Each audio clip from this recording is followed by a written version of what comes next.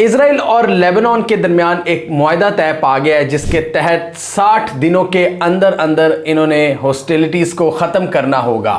आज की इस वीडियो में हम देखेंगे इजराइल और लेबनान के दरमियान होने वाली इस सीज फायर डील के बारे में। इसमें क्या इंपॉर्टेंट एलिमेंट्स हैं, किन किन एरिया से हिजबुल्लाह को निकलने का कहा है और कहां कहां से इजराइल इवैक्यूएट करेगा। हम इन सारी चीज़ों को डिटेल में समझने की कोशिश करेंगे और साथ ये भी देखेंगे कि इस सीज फायर में किसका अहम किरदार रहा है। अब इंटरेस्टिंग बात यह है समझने की कि ये इजराइल का हिजबुल्लाह के साथ कोई सीज फायर एग्रीमेंट नहीं हुआ। हिजबुल्लाह डायरेक्टली इसमें इन्वॉल्व नहीं था, बल्कि लेबनान की जो हुकूमत है उसने ये मुआहदा इजराइल के साथ किया है और इसमें फ्रांस और अमेरिका ने एक अहम किरदार अदा किया है। जैसे हमने इन वीडियोस में डिस्कस किया था, आज से तकरीबन 1-1.5 माह पहले हमने ये वीडियोस बनाई थी जब ये कॉन्फ्लिक्ट तेज हुआ था, जब इजराइल ने लेबनान के अंदर हिजबुल्लाह की टॉप लीडरशिप को असैसिनेट करना शुरू किया था। तो उस वक्त हमने देखा था कि पूरी दुनिया लेबनान के अंदर एक और जंग अफोर्ड नहीं कर सकती थी और फ्रांस का हिस्टोरिकली यहाँ पर एक असर व रसूख रहा है। यहाँ पर एक बहुत बड़ी क्रिश्चियन पॉपुलेशन है, तो वेस्टर्न दुनिया को वैसे ही नहीं पसंद था कि लेबनान के अंदर कोई बड़ा कॉन्फ्लिक्ट होता। तो इस वजह से वेस्टर्न दुनिया ने इसको ख़त्म करवाने में अपना एक अहम किरदार अदा किया है, फ्रेंच प्रेसिडेंट ने और अमेरिकन ऑफिशियल्स ने। और इसके साथ हम ये कह सकते हैं कि ये 13 माह की जो हॉस्टिलिटी थी जो 7 अक्टूबर के बाद शुरू हुई थी उसमें किसी हद तक कमी देखने को मिलेगी। और एंड पर हम ये भी जानने की कोशिश करेंगे कि ये डील कितनी मजबूत या कितनी कमजोर हो सकती है, किन किन वजूहात की बिना पर। तो दोनों साइड्स को 60 दिन का टाइम दिया गया है, लेबनान में हिजबुल्लाह को और इजरायली फोर्सेस को, कि वो जो सदर्न लेबनान है उसको इवैक्यूएट कर दें और वहां पर किसी किस्म के आर्म्ड कॉन्फ्लिक्ट को वो कंटिन्यू ना रखें। इस 13 नकाती एग्रीमेंट में यह कहा गया है कि दोनों साइड्स ऐसे स्टेप लेंगी, कंक्रीट मेजर्स लेंगी इन 60 दिनों में, ताकि हॉस्टिलिटीज को कंप्लीटली ख़त्म किया जा सके।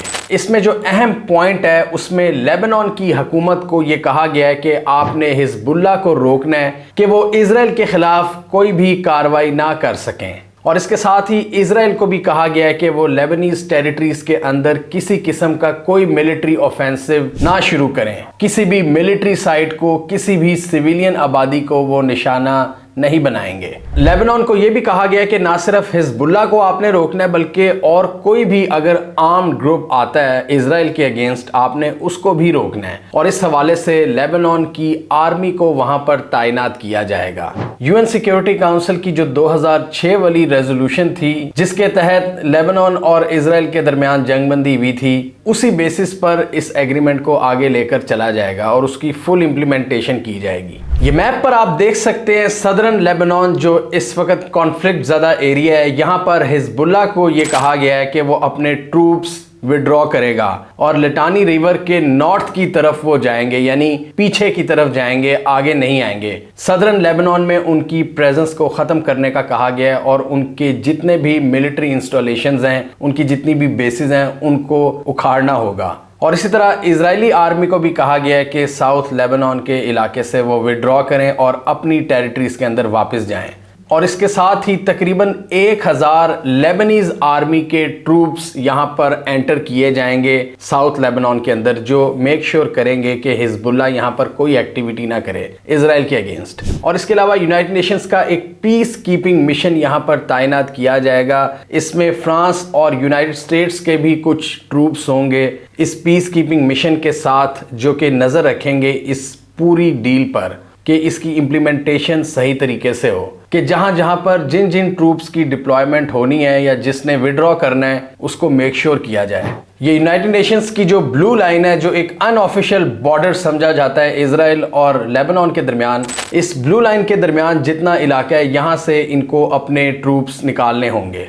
लेबनीज आर्मी पर काफ़ी भारी जिम्मेदारियां आयद की गई हैं। उन्हें कहा गया है कि आप पीस कीपिंग मिशंस के साथ मिलकर काम करेंगे और यहाँ पर जितने भी आर्म्ड ग्रुप्स हैं उनका खात्मा करेंगे, उनके जो वेपन्स हैं, उनके जो यहाँ पर इंफ्रास्ट्रक्चर है उसको आप जड़ से उखाड़ेंगे और कोई नई यहाँ पर मूवमेंट नहीं होने देंगे। इस वीडियो में हमने डिस्कस किया था कि लेबनान की जो इकोनॉमिक कंडीशंस हैं वो बहुत पतली हैं और इसी वजह से उनका जो दिफा है वो भी बहुत कमज़ोर हो चुका है। उनकी आर्मी हमेशा इनके मुल्क में जितने भी कॉन्फ्लिक्ट होते हैं वो एक बायस्टैंडर के तौर पर एक्ट करती हैं, वो सिर्फ देख रही होती हैं कि हो क्या रहा है, वो कोई ख़ास एक्टिविटी नहीं करती क्योंकि उनके पास रिसोर्सेज नहीं है, उनके पास ज़्यादा मैन पावर नहीं है, उनके पास वो कैपेबिलिटी नहीं है। तो बहुत से लोग लेबनान के अंदर हिजबुल्लाह को ही उनकी आर्मी समझते हैं, मेन आर्मी। तो इनकी स्टेट की जो आर्मी है उसके पास इतने रिसोर्सेज नहीं है और इसी वजह से बहुत से एक्सपर्ट्स ये सवाल उठा रहे हैं कि लेबनान की आर्मी इतने बड़े टास्क को कैसे मुकम्मल कर सकती है,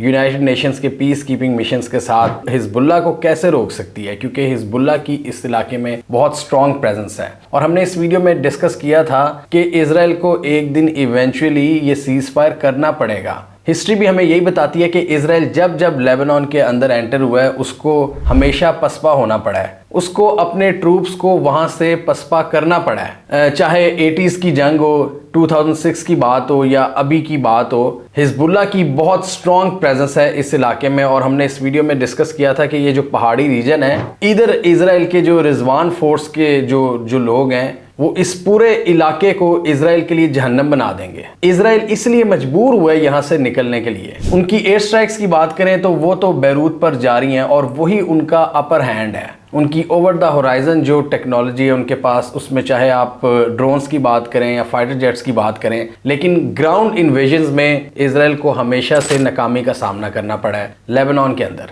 और इसीलिए इजराइल ने यह पैगाम दिया है कि अगर हमें महसूस हुआ कि इस डील की पासदारी नहीं हो रही, हम दोबारा लेबनान के अंदर घुस सकते हैं और अटैक्स अपने कंटिन्यू रख सकते हैं। इस डील में यह भी मेंशन किया गया कि ग्रेजुअली सदर्न लेबनान में लेबनीज जो लोग हैं वो अपने घरों में वापस जाएंगे, उनकी वापसी होगी। और इसी तरह नॉर्दर्न इजराइल में जो इजराइलीज हैं जिनको इवैक्यूएट किया था इजरायली सरकार ने, वो भी आहिस्ता आहिस्ता अपने घरों की तरफ जाएंगे।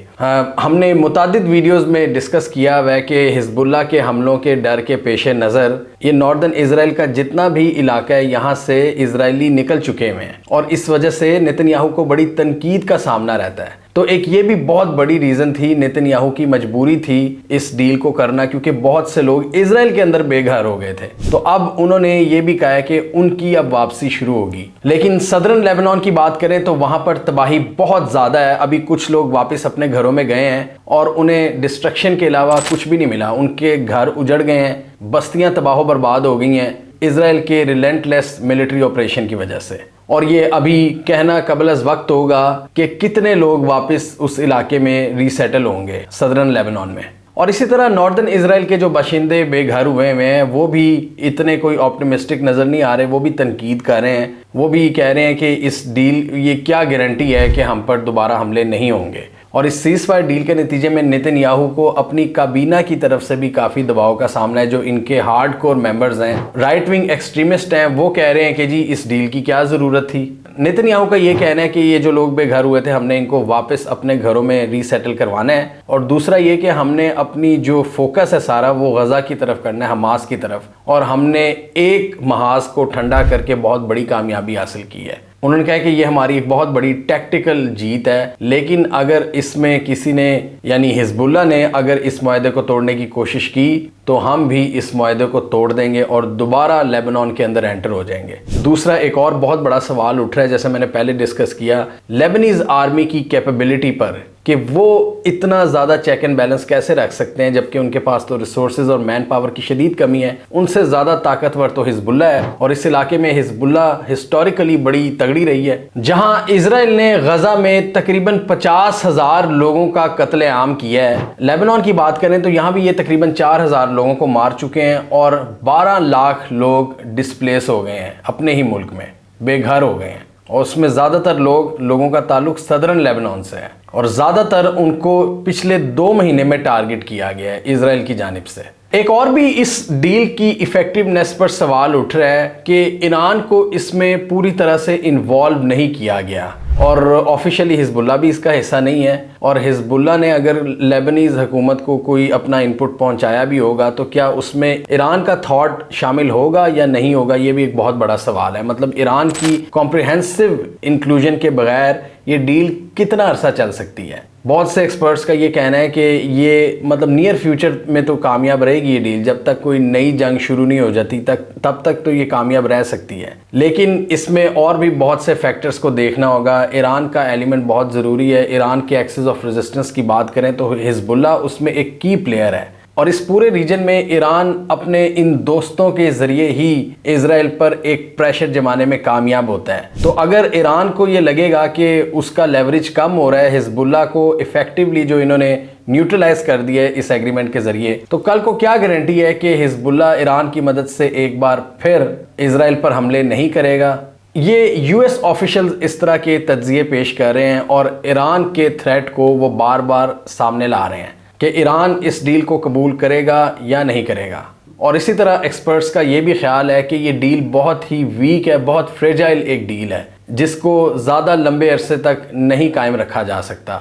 इसकी सस्टेनेबिलिटी पर सवाल उठ रहे हैं, इसमें लेबनान के किरदार पर सवाल उठ रहे हैं, और कई लोगों को इसमें एक ये भी डर है कि ये कहीं न्यू नॉर्मल ना बन जाए कि इजराइल जब चाहे लेबनान के अंदर स्ट्राइक कर दे, जैसे वो सीरिया के अंदर जिस तरह वो सीरिया को ट्रीट करता है कि अगर उनको जब भी कोई मसला हो या कोई भी उनको शक हो तो वो सीरिया पर स्ट्राइक्स करते हैं, एयर स्ट्राइक्स का इस्तेमाल करते हैं। तो यहाँ पर जो लेबनीज़ ऑफिशियल्स हैं और जो लेबनान से हमदर्दी रखने वाले लोग हैं उनको ये डर है कि कहीं ये न्यू नॉर्मल ना बन जाए कि जब नेतन्याहू या इजरायली गवर्नमेंट को फील हो कि जी यहाँ से कोई थ्रेट जनरेट हो रहा है हिजबुल्लाह का, तो वो वहाँ पर स्ट्राइक कर दें। यानी पीस टाइम्स में भी अब ऐसा न्यू नॉर्मल बन सकता है कि इजराइल किसी भी वक्त यहाँ पर स्ट्राइक कर सकता है हिजबुल्लाह के बहाने। जैसे हमने डिस्कस किया कि इजराइल ने कितना ज़्यादा नुकसान किया पिछले 2 महीनों में लेबनान का।